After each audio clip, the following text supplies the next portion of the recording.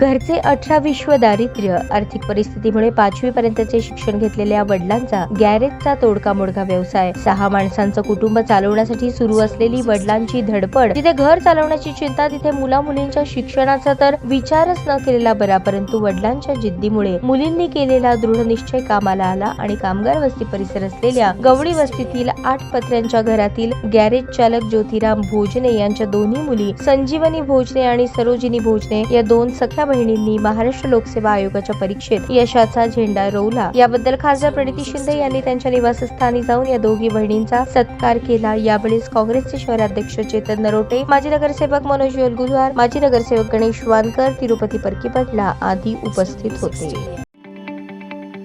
ताज्या बातम्या पाहण्यासाठी प्राईम महाराष्ट्र न्यूज चॅनलला सबस्क्राईब करा.